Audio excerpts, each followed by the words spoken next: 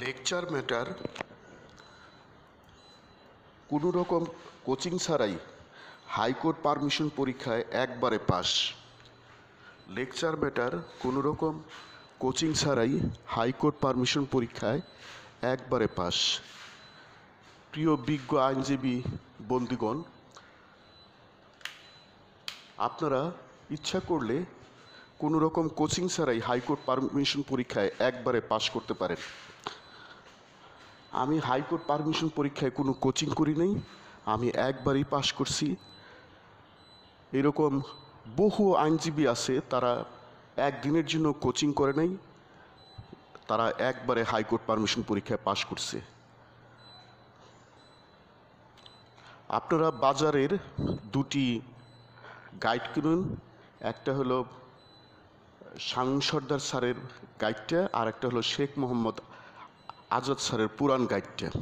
এই দুইটা গাইড আপনারা ভালো করে পড়ুন, অর্থ বুঝে ভালো করে পড়ুন, বাংলা অর্থ বুঝে ভালো করে বুঝে পড়ুন এবং বাসায় মডেল টেস্ট দেন সময় ধরে, তাহলে আপনারা কোচিং করা লাগবে না।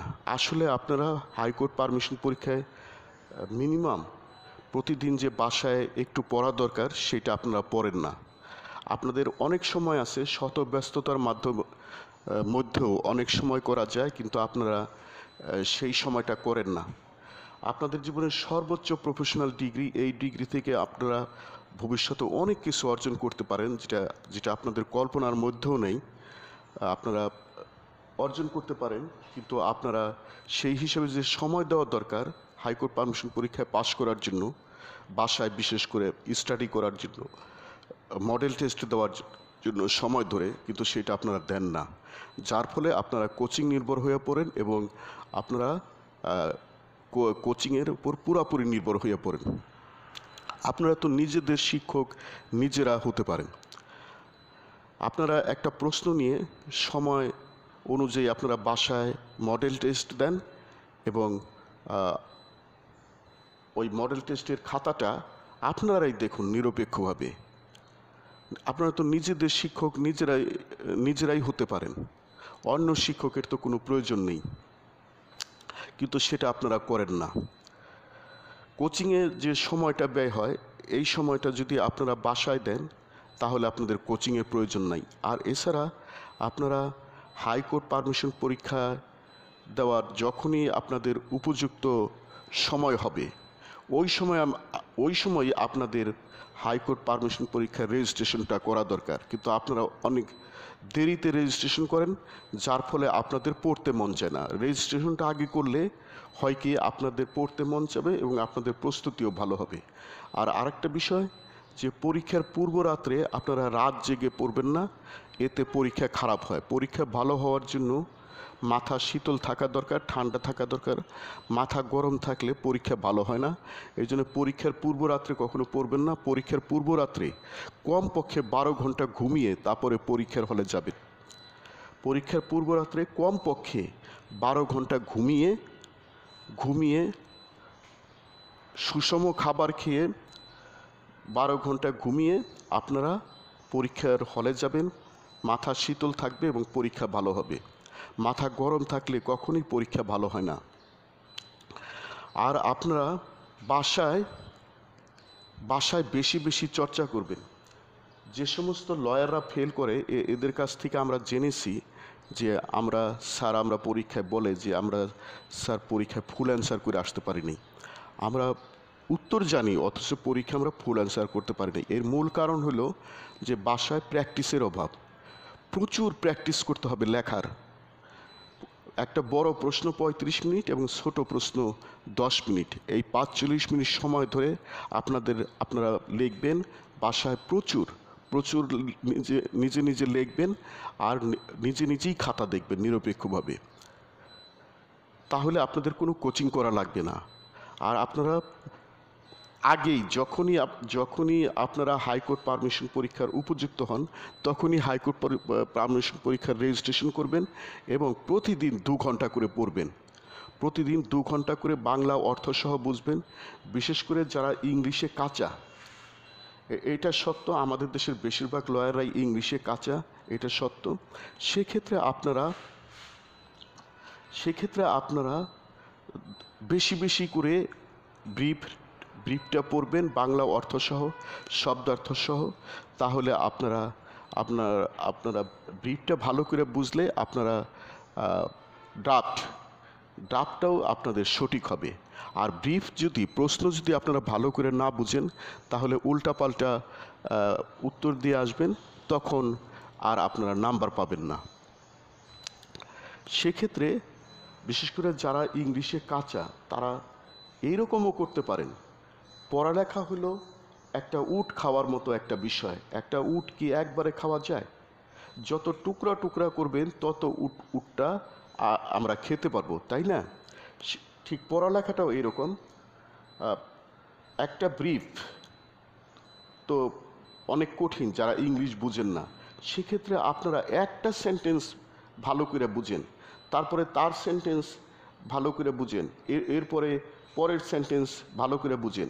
এইভাবে একটা সেন্টেন্স নিয়ে ভালো করে বুঝে আপনারা পুরা ব্রিফটা বুঝেন। এইভাবে হয়তো ব্রিফটা বোঝা দেরি হতে পারে। যারা ইংলিশে ভালো, তাদের একবার রিডিং পড়লেই সে ব্রিফটা বুঝতে পারে। কিন্তু যারা ইংলিশে কাঁচা, তারা দরকার হলে একটি করে সেন্টেন্স অর্থসহ বুঝে আপনারা ব্রিফটা ভালো করে বুঝেন। আর যখনই ব্রিফটা ভালো করে বুঝবেন, তখন আপনারা এই পড়া থেকে স্বর্গের সুখ অনুভব করবেন, অনেক আনন্দ পাবেন, অনেক হ্যাপি হবেন। দেরি হোক, কিন্তু এইভাবে পড়লে আপনারা পরীক্ষায় পাশ করতে পারবেন এবং কোনো কোচিং করা লাগবে না। এখন আপনারা হলো বিজ্ঞ আইনজীবী, আপনারা ডাবল গ্র্যাজুয়েট, এছাড়া অনেক আরও ডিগ্রি আছে অনেকের। সেক্ষেত্রে তো আপনাদের কোচিংয়ের কোনো প্রয়োজন নাই। আপনারাই তো শিক্ষক। তাহলে আপনারা আবার কোচিংয়ের পিছনে দৌড়ান কেন? আপনারা নিজেরাই বাসায় প্রশ্ন নিয়ে সময় ভাগ করে পরীক্ষা দেন এবং খাতা দেখেন। আপনারা নিজেরাই নিজেদের খাতা দেখেন নিরপেক্ষভাবে। আপনাদের কোচিংয়ের কোনো প্রয়োজন হবে না। আমি কোনো রকম কোচিং করি নাই, আমি একবারই পাশ করছি। এরকম আমার মতো বহু বিজ্ঞ আইনজীবী কোচিং করে নাই, তারা একবারই পাশ করছে। আর আপনাদের মধ্যে অনেকেই আছে 10 বার 12 বার পরীক্ষা দিয়েছে কিন্তু পাশ করতে পারে নাই। আমি এদের কাছ থেকে শুনেছি যে এরা কেন পাশ করতে পারে নাই। এর মূল কারণ হলো এরা প্রশ্নটা বুঝতে পারে না, যার ফলে প্রশ্নে আসে এক, উত্তর দেয় আর এক, উল্টাপাল্টা উত্তর দিয়ে আসে, যার ফলে পরীক্ষায় পাশ করতে পারে না। আর এক্সামিনার তো মুখস্থ, তার ব্রিফ মুখস্থ, তার উত্তর মুখস্থ, যার ফলে কোথায় কি ভুল হলে সে ধরে ফেলে, যার ফলে উল্টাপাল্টা অ্যান্সার দিলে পাওয়া যায় না, ভালো নাম্বার পাওয়া যায় না, যার ফলে পাস নাম্বার আসে না। আপনারা বাসায় কোচিংয়ে যে সময়টা ব্যয় হয়, ওই সময়টা বাসায় আপনি পড়ুন ঠান্ডা মাথায়, বুঝে দেখবেন আপনি পরীক্ষায় পাশ করবেন। আমার মতো আপনি একবারই পাশ করবেন, এবং আমার মতো বহু বিজ্ঞ আইনজীবী একবারই পাশ করছে এবং কোনো রকম কোচিং করে নাই তারা। আর বাজারে অনেক হাইকোর্ট পারমিশন পরীক্ষার গাইড আছে। শুধুমাত্র এই 2টা গাইড ফলো করলে আপনারা হাইকোর্ট পারমিশন পরীক্ষায় পাশ করবেন। একটা হলো শেখ মোহাম্মদ আজাদ স্যারের পুরান গাইড বইটা, আর শামীম সর্দার স্যারের লেটেস্ট নতুন হাইকোর্ট পারমিশন পরীক্ষার গাইড বইটা। এই 2টা বই ভালো করে অর্থসহ বুঝতে হবে। আর প্রচুর প্র্যাকটিস করতে হবে, প্রচুর বাসায় মডেল টেস্ট দিতে হবে। তাহলেই আপনারা হাইকোর্ট পারমিশন পরীক্ষায় পাশ করবেন। আর একটা বিষয়, আপনারা পরীক্ষার হলে আগে রিড দিবেন, 45 মিনিট রিড লিখবেন, 35 মিনিট হলো মূল বড় প্রশ্নটা, আর ছোট প্রশ্নটার জন্য 15 মিনিট। আর যদি এইরকম থাকে, রিটে যদি দেখা যায় যে ইনজাংশন পিটিশনও চেয়েছে, সেক্ষেত্রে রিটটা লেখার জন্য আপনারা 1 ঘন্টা সময় নেবেন, এবং সেক্ষেত্রে প্রতিটা প্রশ্ন লেখার জন্য 30 মিনিট সময় নেবেন। এবং সেক্ষেত্রে যেহেতু আমরা বলছি যে 45 মিনিট সময়, তাহলে আর বেশি 15 মিনিট কোথায় পাবেন? অন্য প্রশ্ন থেকে একটু একটু করে এনে আপনারা এখানে এই 15 মিনিট বেশি লিখবেন।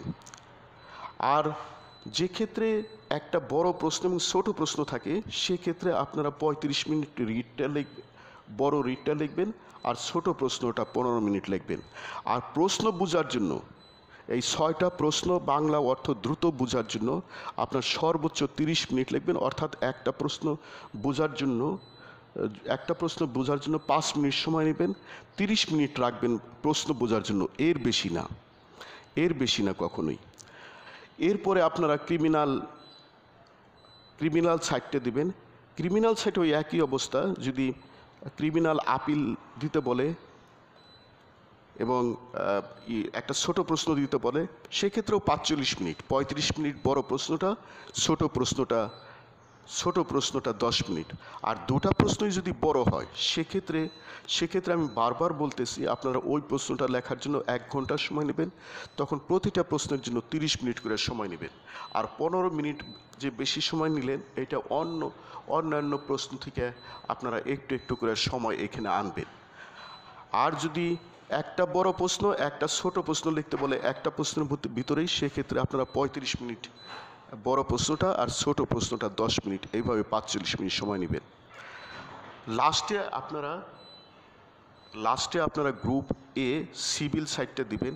সেক্ষেত্রেও একই কথা, আপনারা 45 মিনিট একটা প্রশ্ন লেখার জন্য সময় নেবেন, বড় প্রশ্নটা লেখার জন্য 35 মিনিট, আর ছোট প্রশ্নটা লেখার জন্য 10 মিনিট সময় নেবেন। আর যদি এই রকম আসে যে দুটাই বড় প্রশ্ন, একটা প্রশ্নের মধ্যে দুটাই বড় প্রশ্ন, যেমন এরকম আসতে পারে, সিভিল আপিল লিখতে বলল, আবার স্টে পিটিশন লিখতে বলল, অথবা সিভিল রিভিশন লিখতে বলল, আবার স্ট্যাটাস কো পিটিশন লিখতে বলল, সেক্ষেত্রে আপনারা অবশ্যই 1 ঘন্টা সময় নেবেন, 30 মিনিট করে। ওকে, থ্যাংক ইউ।